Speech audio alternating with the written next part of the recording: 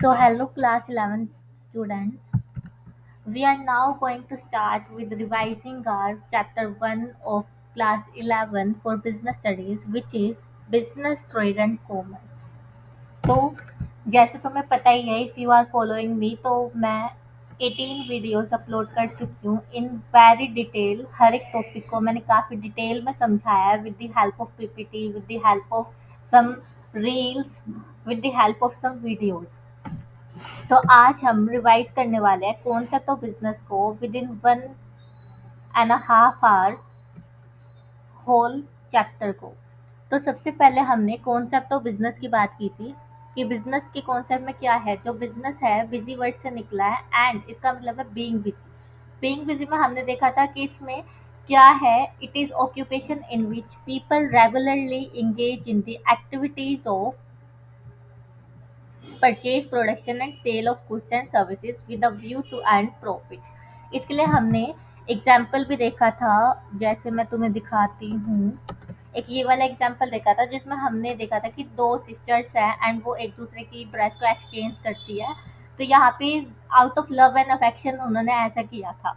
And then second slide में हमने ये देखा था कि एक कस्टमर है, अब एक गर्ल है, वो गई है शोरूम पे और शोरूम से उसने for the price, for the cost, उसने क्या किया है, ड्रेस को परचेज किया है। ठीक है, परचेज किया, यहाँ पे प्रॉफिट भी इन्वॉल्व था।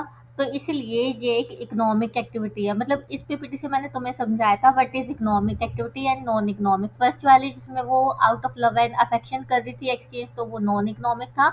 And with the view to profit earn करने के मोटिव से था, तो वो एक इकोनॉमिक एक्टिविटी थी। तो ये हमने बिजनेस ऑफ कॉन्सेप्ट में पढ़ा था कि दीज एक्टिविटीज में be broadly classified into two groups. पहला economic activity, then second is non economic activity. Economic activity are those by which we can earn our livelihood and non economic activity में हमने देखा था कि ये perform की जाती है out of love, sympathy and sentiment and patriotism. फिर हमने देखा था इस पिक्चर से, मैंने तुम्हें ये बताया था कि कुछ बार्टर सिस्टम भी होता था जो कि हमने छोटी क्लासेस में पढ़ा था, जिसमें बार्टर सिस्टम वस्तु विनिमय है, जिसमें मुझे जिस चीज़ की ज़रूरत है वो सामने वाले के पास है, सामने वाले को जिस चीज़ की ज़रूरत है वो मेरे पास है। तो हमने क्या कर लिया, एक्सचेंज कर लिया in lieu of getting the required material. ठीक है, मैंने बकरी दी और सामने से गेहूँ ले लिए। तो यहाँ पे क्या है, ये मेजरेबल नहीं होते थे, सेम क्वांटिटी में नहीं होते थे। तो अब यहाँ से किसका जन्म हुआ था, बिजनेस का हुआ था। तो इसमें बिजनेस की डेफिनेशन क्या थी, बिजनेस की डेफिनेशन में लिखा था बिजनेस में be defined as an economic activity involving production and sale of goods and services undertaken with the motive of earning profit। Profit को अर्न करने के मोटिव से ये किया जाता है by satisfying the human need. ठीक है, ये हमने बुक का कंटेंट देखा था और पीपीटी भी हमने देख ली। तो अब क्या है, अब हम एक बार इसको अपने हैंड रिटन नोट से देख लेते हैं कि हम जल्दी से इसको कैसे रिवाइज करेंगे विदाउट ओपनिंग आवर बुक। तो कॉन्सेप्ट ऑफ बिजनेस में, बिजनेस जो है वो बिजी शब्द से निकला है एंड बिजनेस किस में होता है, engage in occupation, regularly activity करना, purchase, production and sale of goods and services की। देन ये दो तरीके के हो सकते हैं, इकोनॉमिक भी, नॉन इकोनॉमिक भी। इकोनॉमिक मतलब कि अर्निंग लाइवलीहुड, अर्निंग प्रॉफिट, और non economic performed out of love, affection and sympathy. और डेफिनेशन में क्या था, डेफिनेशन में ये था business is an economic activity. ये क्या है, इकोनॉमिक एक्टिविटी है जो कि प्रोडक्शन, सेल एंड गुड्स और सर्विसेज से रिलेटेड है रेगुलर बेसिस पे, जिसमें कि प्रॉफिट अर्निंग मोटिव होता है and then satisfying the human needs, यानी जिस चीज़ की रिक्वायरमेंट कस्टमर को है उसको सेटिस्फाई करना, वही क्या है, हमारा बिजनेस है। तो यहाँ पे हमारा कॉन्सेप्ट ऑफ बिजनेस खत्म हो जाता है। देन उसके बाद हमारे पास नेक्स्ट आता है कैरेक्टरिस्टिक्स ऑफ बिजनेस, यानी कि feature of business. Feature of business में मैंने तुम्हें बताया था कि तुम्हारे कुछ जो फीचर्स है वो किससे निकल जाएगी, डेफिनेशन से। कैसे, जैसे कि तुम यहाँ आओ, पहला था ये इकोनॉमिक एक्टिविटी, तो यही इसका क्या बन गया, फीचर बन गया। देन उसके बाद production and procurement of goods. Production यानी मैं खुद बना रही हूँ, प्रोक्योर यानी बने बनाए रॉ मटेरियल मैंने लिया फर्दर उसको प्रोडक्शन करने के लिए। देन उसके बाद देखो sale and exchange of goods and services. तो यहाँ हमने कॉन्सेप्ट में क्या पढ़ा था, कॉन्सेप्ट में हमने पढ़ा था यहाँ पे sale of goods and services. ठीक है, यहाँ से आ गया। देन उसके बाद नेक्स्ट मेरा फीचर था dealing in goods and services on regular basis, जो कि हमने कॉन्सेप्ट में ही पढ़ा था। देन उसके बाद प्रॉफिट अर्निंग, एंड देन जो अदर थे हमारे पास, uncertainty of return and element of risk. Uncertainty of return and element, ये हमारे दो अलग फीचर थे जो कि हमको याद करने थे। अगर तुम्हें डेफिनेशन याद है तो you can very well right the first 5 pointers, और उसके बाद 2 तुम्हें याद है तो लिख दो, ठीक है? तो एक-एक करके देखते हैं। अब कैरेक्टरिस्टिक्स में मेरे पास है, ये इकोनॉमिक एक्टिविटी है। इकोनॉमिक एक्टिविटी क्या? Objective of earning money, money को अर्न करने के ऑब्जेक्टिव से होती है, और ये स्मॉल स्केल पे भी हो सकती है, लार्ज स्केल पे भी हो सकती है। जहाँ पे मैंने तुम्हें एक शॉपकीपर और डीएलएफ का एग्जांपल दिया था, जो कि मेरा तुम्हें मिलेगा डीएलएफ का एग्जांपल ये वाला। नहीं, ये तो इंडस्ट्री थी।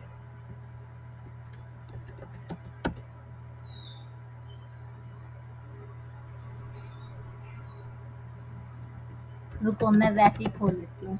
तो यहाँ पे कैरेक्टरिस्टिक्स ऑफ बिजनेस में हमने देखा था, ये वाली पीपीटी थी मेरी, जिसमें हमने देखा था स्मॉल स्केल शॉपकीपर मोटा भाई वाला एग्जांपल, और एक डीएलएफ वाला। ये स्मॉल स्केल था और ये लार्ज स्केल था, ठीक है? उसके बाद हमने देखा था प्रोडक्शन और प्रोक्योरमेंट ऑफ गुड्स। प्रोडक्शन और प्रोक्योरमेंट में मैंने बताया था, या तो मैं खुद प्रोडक्शन कर रही हूँ, जैसे वो आलू की चिप्स बनाने का एग्जाम्पल देखा था हमने, जो कि यहाँ पे था। जैसे मैं उसको उगा भी खुद रही हूँ, देन उसके बाद उसको प्रोसेस कर रही हूँ, प्रोसेस करने के बाद कुछ स्टार्च निकलेगा जिसको मैं बेच दूँगी, और बचा हुआ जो फिनिश्ड गुड्स है, जैसे कि चिप्स, उसको पैक करके सेल करने लग जाऊँगी। तो यहाँ पे हमने देखा था, या तो मैं उसको प्रोडक्शन करती हूँ और देन प्रोड्यूस करती हूँ, या फिर जो आलू है वो मैंने पहले किसी फार्मर से खरीद लिया और फिर उसको प्रोडक्शन करती हूँ। तो ये मेरा प्रोडक्शन एंड प्रोक्योरमेंट था। तो वहाँ लिखा था, before goods are offered to people for consumption these must be either produced और प्रोक्योर्ड, यानी आलू चिप्स वाला जो एग्जाम्पल है, जो मैंने तुम्हें साइड में भी लिखवाया था। देन उसके बाद इसमें कुछ कंज्यूमेबल्स की भी बात की गई थी, कि कंज्यूमेबल्स यूज होते हैं, जैसे कि स्पेयर पार्ट हो गए, शुगर, घी, पेन, नोटबुक, और सर्विसेज भी इंक्लूड होती है इसमें, और कैपिटल गुड्स जैसे कि मशीनरी, फर्नीचर, यानी कि कैपिटल गुड्स क्या, हमारी एसेट थी, ठीक है? एंड सर्विसेज में include facilities offered to consumer, business firms and organisation in form of transportation, banking and electricity etcetera. तो ये हमने देखा था सेकंड फीचर में। देन उसके बाद सेल और exchange of goods and services में हमने क्या देखा था, या तो मैं डायरेक्टली और इनडायरेक्टली इन्वॉल्व हूँ किसमें, ट्रांसफर और exchange of goods and services में फॉर द वैल्यू। जैसे कि मैंने क्या किया था, यहाँ पे एग्जांपल लिया था स्मॉल थिंग्स का, जैसे ये वाला, कि मैंने शॉपिंग बैग लिया छोटी-छोटी चीज़ों के लिए और वहाँ पे पैसे दे दिए, तो ये मैंने स्मॉल थिंग हो गई। और बिग थिंग में इमूवेबल प्रॉपर्टी, हाउस प्रॉपर्टी का एग्जांपल लिया था, कि जहाँ पे मैंने घर बेच दिया। और सर्विसेज में, ये तो मेरे गुड्स के एग्जांपल थे। देन यहाँ पे मेरी सर्विसेज के एग्जांपल हमने लिए थे, कि ब्यूटी की सर्विसेज लेनी है तो मैं वहाँ पे मेकअप की सर्विस ले रही हूँ। मैं मेकअप किट नहीं खरीद रही जो कि गुड्स है, मैं मेकअप कराने की सर्विसेज ले रही हूँ, ठीक है? तो यहाँ पे क्या हो गया, एक्सचेंज, सेल और exchange of goods and services. Thus, one essential character of business is that there should be sale, exchange of goods or services between the seller and the buyer। ये था। देन उसके बाद dealing in goods and services on the regular basis, जहाँ पे हमने यहाँ क्या example लिया था, मैंने अपने घर का टीवी बेचा तो वो बिजनेस नहीं है, बट अगर वही मेरा एक शोरूम है जिसमें कि मैं रोज ऐसा सेल परचेज कर रही हूँ, तो वो क्या हो जाएगा, dealing in goods and services in the regular basis. जहाँ पे हमने एग्जांपल लिया था जेठालाल का, तारक मेहता का उल्टा चश्मा, गड़ा इलेक्ट्रॉनिक्स, और एक ये मैं खुद जो कि टीवी बेचने जा रहा है, ठीक है? देन उसके बाद हमने देखा था प्रॉफिट अर्निंग। प्रॉफिट अर्निंग में क्या था, कि मेरा जो कॉस्ट है वो कम होनी चाहिए सेल प्राइस से, तो उसके बीच के मार्जिन को हम क्या कहते हैं, प्रॉफिट बोलते हैं। और प्रॉफिट के बिना एक बिजनेस नहीं सर्वाइव कर सकता, ये उसने नेक्स्ट लाइन में लिखा था। देन ये लिखा था, that is why business man make all possible effort to maximise the profit. इसमें हमने देखा था ये वाला, कि हमें पैसा कमाना है, पैसा ही पैसा होगा तो ही हम क्या कर पाएँगे, आगे सर्वाइव कर पाएँगे, जिसमें हमें कॉस्ट प्रॉफिट एनालिसिस देखना पड़ता था। लाइक कि मेरा जो सेल प्राइस है वो ज़्यादा होना चाहिए और कॉस्ट ऑफ प्रोडक्शन कम होनी चाहिए, तो बीच का जो मार्जिन है जो मैंने ऐड किया कॉस्ट में, वो मेरा क्या हो जाता है, प्रॉफिट हो जाता है। ये चीज़ देखी थी। देन उसके बाद था uncertainty of return. Uncertainty of return में मैंने तुम्हें बताया था कि यहाँ पे क्या है, लैक ऑफ नॉलेज है relating to amount of money that the business is going to earn. यानी मुझे पता नहीं चल रहा है कि आगे क्या होगा, प्रॉफ़िट होगा, लॉस होगा या प्रॉफ़िट भी नहीं होगा, लॉस भी नहीं होगा। तो यहाँ पे हमने एक क्या देखा था, ग्राफ का एग्ज़ाम्पल देखा था जिसमें कि हम रिवेन्यू एंड कॉस्ट के बारे में देख रहे थे कि स्टार्टिंग में मेरी जो कॉस्ट है वो ज़्यादा हो सकती है, रिवेन्यू कम हो सकता है। तो ऐसे में क्या होगा, लॉस होगा, और ऐसा भी हो सकता है कि ना तो लॉस हो ना प्रॉफ़िट हो, और ऐसा भी हो सकता है कि रिवेन्यू मेरे पास ज़्यादा हो जाए और कॉस्ट कम, तो जिससे मुझे प्रॉफ़िट हो जाएगा। तो ये था अनसर्टेनिटी ऑफ रिटर्न। अनसर्टेनिटी मतलब लैक ऑफ नॉलेज। फिर उसके बाद element of risk. Element of risk में हमने देखा था जो एक बिजनेस है वो एक्सपोजर टू लॉस होता है, किस किस वजह से, या तो कस्टमर के टेस्ट एंड प्रेफरेंस में चेंज आ गया, फैशन में चेंज आ गया, या फिर मेथड ऑफ प्रोडक्शन में चेंज आ गया। मेथड ऑफ प्रोडक्शन में कैसे, पहले मैं वही चीज़ हाथ से बनाती थी, अब उन्हीं चीज़ों को बनाने के लिए मशीन आ गई। देन उसके बाद स्ट्राइक और lockout at work place. Work place पे क्या हुआ, मैंने अपने लेबर्स को टाइम पे तनख्वाह नहीं दी तो उन्होंने क्या कर दी, स्ट्राइक कर दी। या फिर इंक्रीज कंपटीशन, मैंने मेरा जो बिजनेस था वो आयुर्वेदिक था, और अब रामदेव आ गए वहाँ पे, तो मेरे बिजनेस को कोई नहीं पूछता। ये हमने एग्जाम्पल लिया था। देन हमने क्या किया था, fire and theft and accident, यानी जो नेचुरल कॉजेज होते हैं जिसकी वजह से हमारा बिजनेस रिस्क है, तो वो क्या हो गए मेरे एलिमेंट ऑफ रिस्क में आ जाएगी। तो यहाँ पे हमारे क्या हो जाता है, फीचर्स खत्म हो जाता है। फीचर में मैंने तुम्हें पहले ही बताया था, अगर तुम्हें डेफिनेशन अच्छे से याद है, कॉन्सेप्ट अच्छे से याद है, तो तुम पहले 5 लिख दोगे एंड लास्ट के 2 तुम्हें थोड़े से याद रखने पड़ेंगे।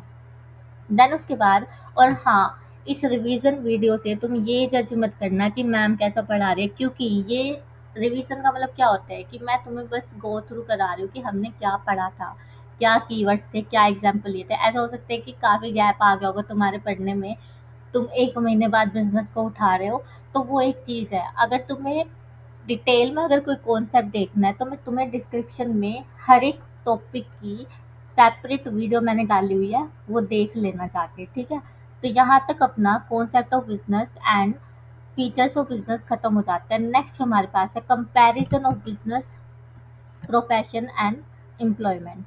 Comparison of business profession and employment, इसमें क्या होता था कि जो मेरा बिजनेस है वो एंटरप्रेन्योर्स डिसीजन होता था, यानी कि मुझे ये बिजनेस करना है भी या नहीं करना, और इसमें लीगल फॉर्मेलिटीज जो है वो नेसेसरी होती थी। देन उसके बाद प्रोफेशन में क्या चाहिए, मेंबरशिप नंबर ज़रूरी होता था, और इसमें क्या होना चाहिए हमारे पास, सीओपी, सर्टिफिकेट ऑफ प्रैक्टिस। उसके बाद था एम्प्लॉयमेंट। एम्प्लॉयमेंट में अपॉइंटमेंट लेटर होना चाहिए एंड सर्विस एग्रीमेंट होगा, ठीक है। और इसमें था nature of work. Nature of work में क्या होगा, बिजनेस में मुझे गुड्स एंड सर्विसेज को सेल करना होता है, और प्रोफेशन में मैं अपनी पर्सनलाइज्ड एक्सपर्ट सर्विसेज को केटर करती हूँ क्लाइंट्स के लिए। जैसे कि हमने यहाँ किसका एग्जांपल लिया था, लॉयर का एग्जांपल लिया था, और बिजनेस में हमने एक लेडी का एग्जांपल लिया था, वो यहाँ पे है।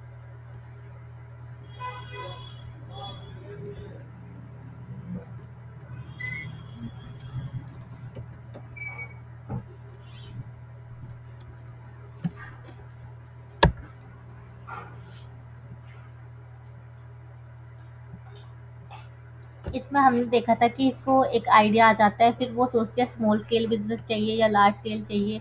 उसके लिए उसको गुड्स एंड सर्विसेज़ को बेचना होगा। बेचने के लिए जो small and large scale business है तो उसके लिए उसको मनी की भी रिक्वायरमेंट होगी, वो इस पे डिपेंड करेगी। फिर उसको गुड्स एंड सर्विसेज़ को बेचना है, उसको प्रॉफ़िट एंड लॉस भी हो सकता है, एंड उसको, या तो हो सकता है अगर बिज़नेस अच्छा चल जाए तो वो उसको बेच दे।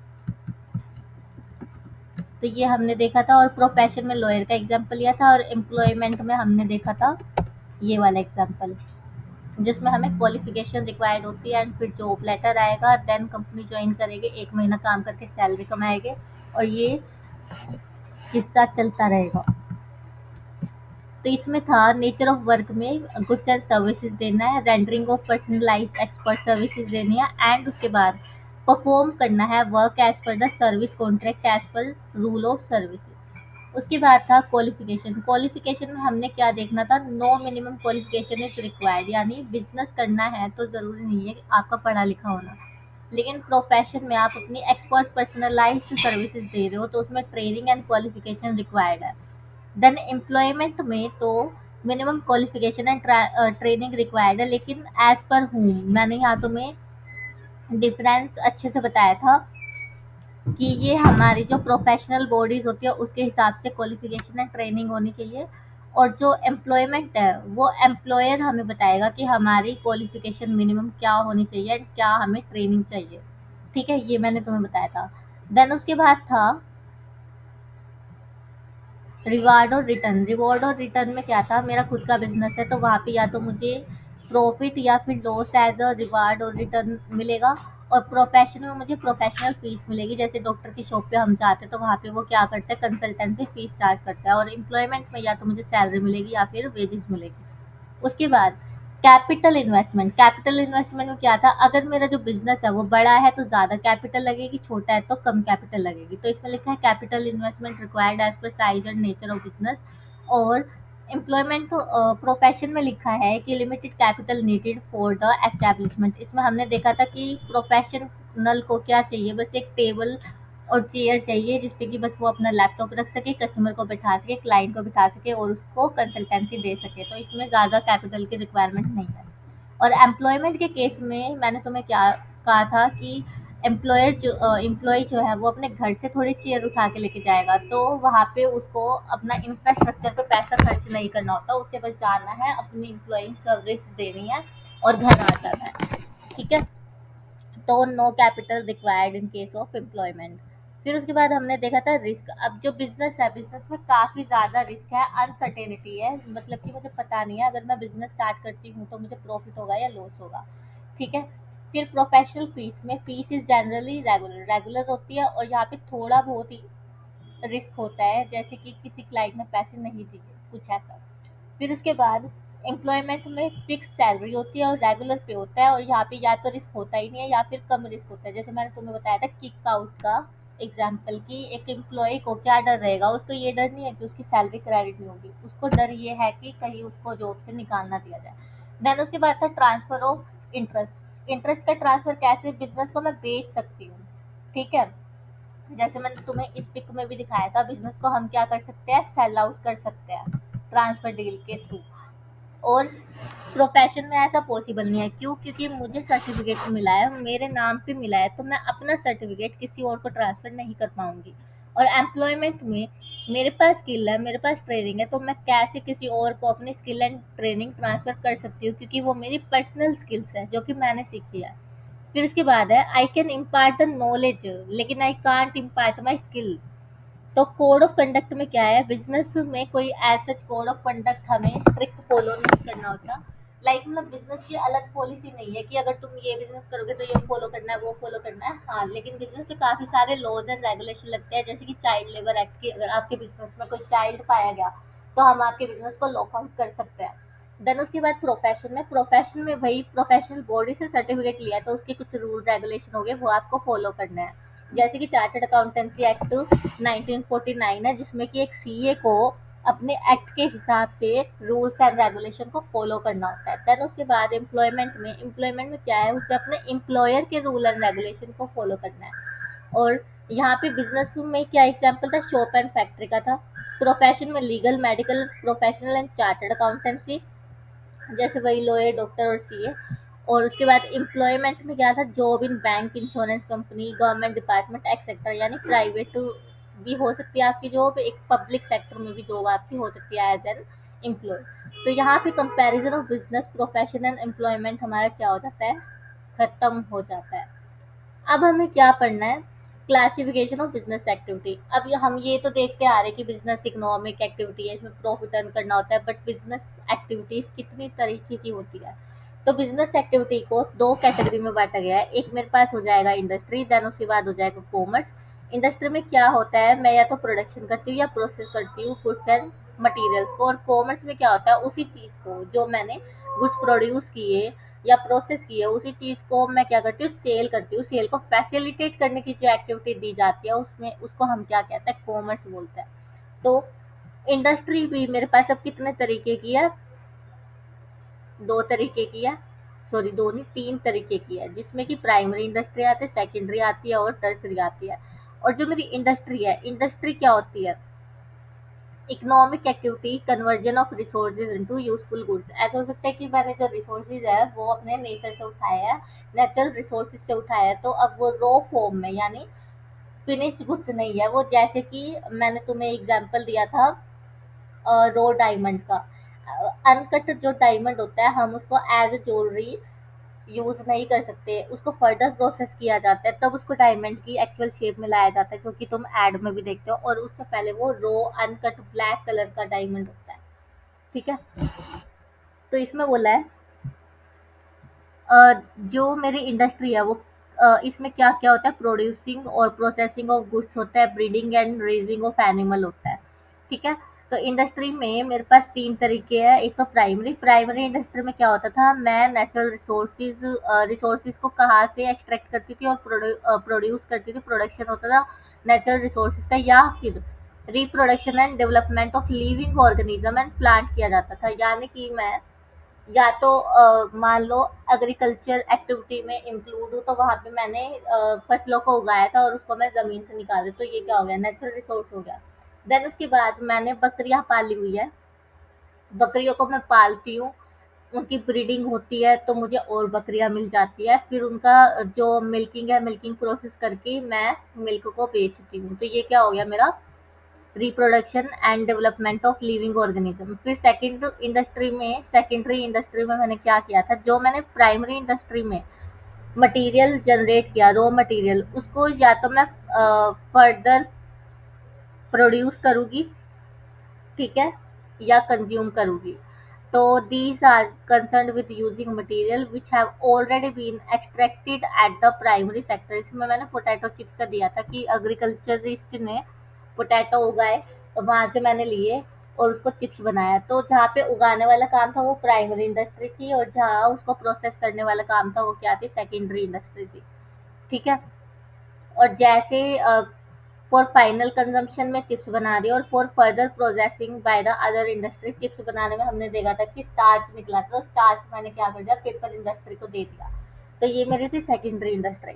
टर्सरी इंडस्ट्री में क्या था, टर्सरी इंडस्ट्री में हमने देखा था कि जो मेरी प्राइमरी एंड सेकेंडरी इंडस्ट्री का आउटपुट है या इनपुट है, उसको मुझे ट्रांसपोर्ट करना है दूसरी जगह पे, तो उसके लिए मुझे क्या चाहिए, ट्रक चाहिए, और उस ट्रक की या एडवर्टीजमेंट की फैसिलिटी कौन मुझे देने वाला है, टर्सरी इंडस्ट्री देने वाली है। इसके लिए मैंने तुम्हें एक एग्जाम्पल दिया था,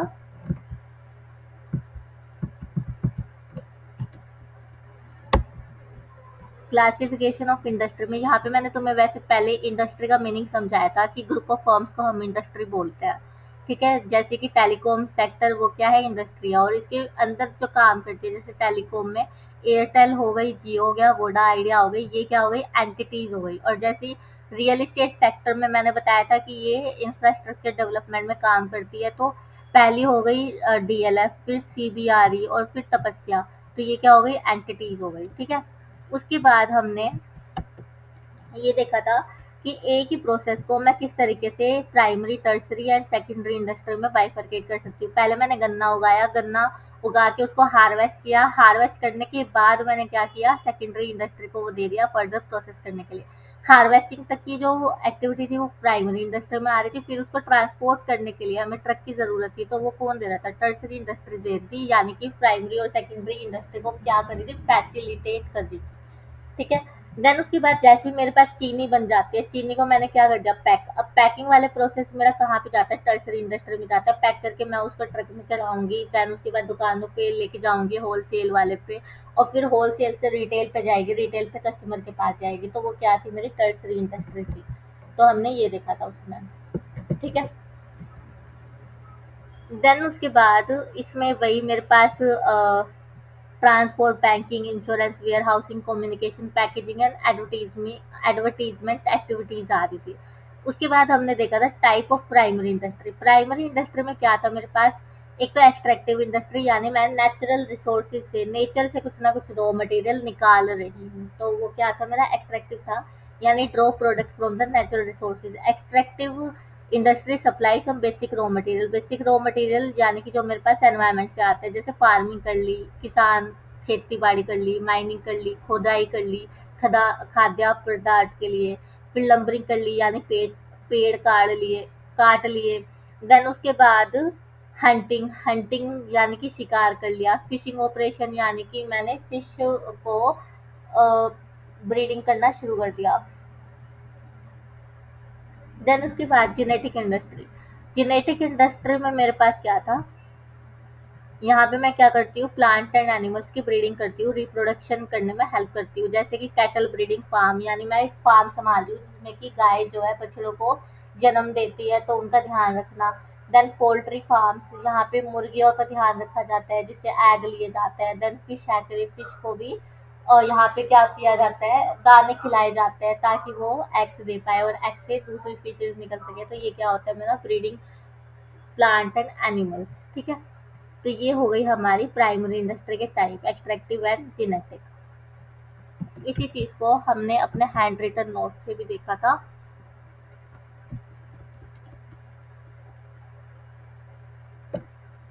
यहाँ पे प्राइमरी में क्या था, एक्सट्रैक्टिव इंडस्ट्री थी मेरे पास और सेकेंडरी इंडस्ट्री थी, ठीक है। और यहाँ एक मिनट, सॉरी, इंडस्ट्री की टाइप है, इंडस्ट्री की, ये प्राइमरी नहीं आएगा। इंडस्ट्री में एक तो मेरे पास प्राइमरी है और फिर सेकेंडरी है। प्राइमरी में मेरे पास यहाँ पे सेकेंडरी नहीं आएगा, यहाँ मेरे पास आएगा जेनेटिक इंडस्ट्री। ये ठीक है, सारा सेकेंडरी को जेनेटिक कर लेना, ठीक है। यहाँ मेरे पास आएगा जेनेटिक इंडस्ट्री, ये ठीक कर लेना। यहाँ जेनेटिक इंडस्ट्री आएगा। तो एक्सट्रैक्टिव इंडस्ट्री में वही नेचुरल से रिसोर्सेज निकाले, उनको ट्रांसफॉर्म किया, जैसे फार्मिंग, लंबरिंग, हंटिंग। और जेनेटिक इंडस्ट्री में क्या किया, ब्रीडिंग की प्लांट्स एंड एनिमल्स की। देन सेकेंडरी में क्या था, सेकेंडरी इंडस्ट्री में मेरे पास आ रहा था,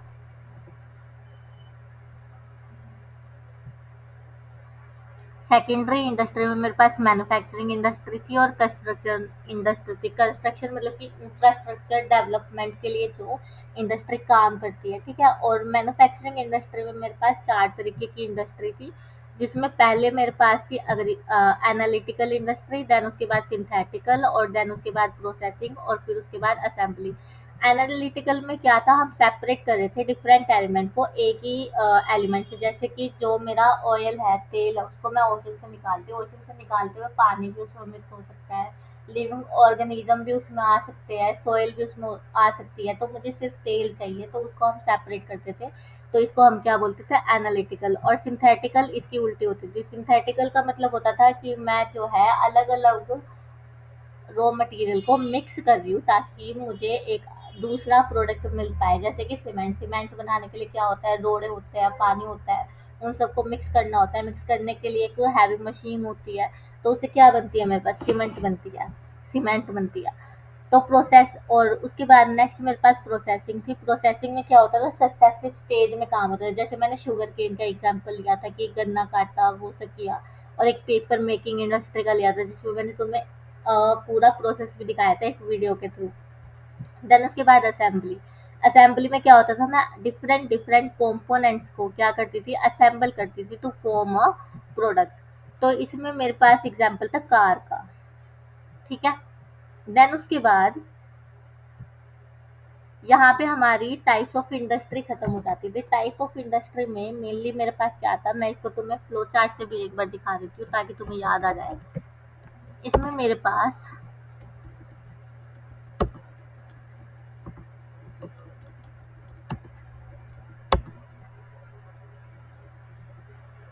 हम्म, तो बेसिक में हमने कॉन्सेप्ट देख लिया था, फीचर देख लिए थे और कंपैरिजन देख लिया था, बिजनेस, एम्प्लॉयमेंट एंड प्रोफेशन का। और क्लासिफिकेशन में हमने क्या देखा, इंडस्ट्री की क्लासिफिकेशन देखी कि इंडस्ट्री मेरे पास तीन तरीके की हो सकती है, प्राइमरी, सेकेंडरी, टर्सरी, ठीक है। और इसमें हमने टाइप्स भी कवर कर लिया। अब हमारी बारी है कॉमर्स को देखने का।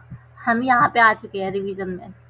रिवीजन में अब हम कॉमर्स को देखेंगे कि कॉमर्स क्या होता है। कॉमर्स को वैसे हमने देख ही लिया है कि ये फैसिलिटेट करती है गुड्स एंड सर्विसेज के एक्सचेंज में, जो कि हमने प्राइमरी एंड सेकेंडरी इंडस्ट्री से प्रोड्यूस की है, ठीक है। तो अब हम बात करते हैं कॉमर्स की। कॉमर्स में हमने वो एक टेबल भी देखी थी, टेबल ऑफ हिंड्रेंस, जिसमें कि कॉमर्स में हमारे पास कितनी एक्टिविटीज आती है, ये हम इसको दो कैटेगरी में डिवाइड कर सकते हैं। पहला मेरे पास था ट्रेड, और दूसरा मेरे पास था ऑक्सिलरीज टू ट्रेड। ट्रेड में वही सिंपल सा बेलिंग, buying and selling of goods is term as trade, ये हमने देखा था। देन ऑक्सिलरीज टू ट्रेड में हमने देखा था कि इसमें काफ़ी सारी एक्टिविटीज़ आती है जो कि फैसिलिटेट करती है purchase and sale of goods को। तो कॉमर्स में लिखा था it provide necessary link between the producer and the consumer, ये हमारा कीवर्ड था यहाँ पे। देन उसके बाद था कि दस ऑल एक्टिविटी इन्वॉल्विंग, ये भी अपना कीवर्ड है। रिमूवल ऑफ हिंड्रेंस, हिंड्रेंस का मतलब problems in the process of exchange are included in the commerce. Commerce में इंक्लूड किया जाता है उन एक्टिविटीज को जो कि हमारी प्रॉब्लम्स को रिमूव करती है। प्रॉब्लम्स हमारे पास क्या क्या थी ये हमने देखा था।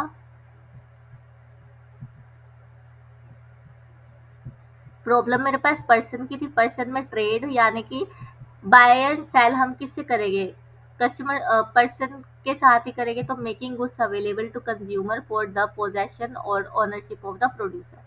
देन उसके बाद प्लेस की हिंड्रेंस थी, यानी मुझे जो मेरा रॉ मटेरियल है वो लेके आना है अपनी फैक्ट्री तक, प्रोडक्शन के प्लेस तक। तो वहाँ पे कौन लगा था, मुझे ट्रांसपोर्ट लगा था। Moving goods from the place of production to the market for the cell.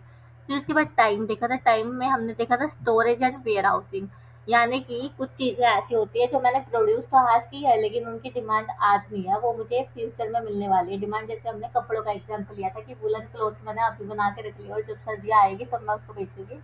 तो सर्दी आने तक मुझे उसको स्टोर रख के रखना पड़ेगा, तो उसके लिए मुझे क्या चाहिए था, वेयर हाउस चाहिए थे। तो facilitating holding of stock of the goods to be sold as and when required. फिर उसके बाद risk of loss damage due to theft fire accident, यानी कि चोरी हो सकती है, लीकेज हो सकती है, डैमेज हो सकता है गुड्स को। तो उसके लिए हम क्या लेते थे, इंश्योरेंस लेते थे, जिसमें कि हमें क्या करना होता था, रिस्क प्रीमियम पे करना होता था and get the claim in case of damage. हम रिस्क प्रीमियम तो रेगुलरली पे करेंगे लेकिन हमें क्लेम कब मिलेगा, अगर डैमेज हुआ तो। फिर उसके बाद था फिनेंस। फिनेंस में हमने देखा था कि जो रॉ मटेरियल है, रॉ मटेरियल खरीदने के लिए भी हमारे पास पैसा होना चाहिए, यानी कि बिजनेस को स्टार्ट करने का पैसा भी हमारे पास होना चाहिए। हो सकता है हम अपने पास पैसा चलो कम पड़ रहा है तो हम लोन लेने जाते थे, किसके पास, बैंक के पास जाते थे, एफआईआई के पास जाते थे। तो उसमें हमारी लोन में मदद हो जाती थी, या तो हमें शॉर्ट टर्म लोन चाहिए या फिर लॉन्ग टर्म लोन चाहिए। देन उसके बाद इंफॉर्मेशन, अब जो हम प्रोडक्ट सेल परचेज कर रहे हैं, अब पता तो होना चाहिए कस्टमर को कि मार्केट में कोई ऐसा भी प्रोडक्ट है। तो उसके लिए हम इंफॉर्मेशन के हिंड्रेंस को दूर करते थे, किससे, एडवर्टीजमेंट से। तो एडवर्टीजमेंट कैसे, एजेंसी के थ्रू, न्यूज़पेपर के थ्रू, रेडियो के थ्रू, टीवी के थ्रू। और मेरे पास क्या है, प्रिंटिंग मीडिया भी आती है इसमें। तो ये हमारे क्या हो जाता है, यहाँ पे कॉन्सेप्ट ऑफ कॉमर्स खत्म हो जाता है। कॉमर्स पे एक शॉर्ट नोट आ सकता है, तो शॉर्ट नोट में तुम ट्रेड लिखोगे, ट्रेड का मीनिंग, ऑक्सिलरीज टू ट्रेड क्या होता है वो लिखोगे, प्लस हिंड्रेंस को रिमूव करते हैं। तो ये एक छोटी सी टेबल तुम ऐसे के ऐसे ही पेपर में बना के आ सकते हो, कोई भी आधा नंबर भी तुम्हारा डिडक्ट नहीं करेगा। तो यहाँ तक अपना कौन-कौन से टॉपिक खत्म हो जाते हैं, कॉन्सेप्ट ऑफ कॉमर्स तक खत्म हो जाते हैं। और हमने यहाँ पे क्या देख लिया, ट्रेड भी देख लिया। अब हम ऑक्सिलरीज टू ट्रेड को डिटेल में पढ़ने वाले हैं।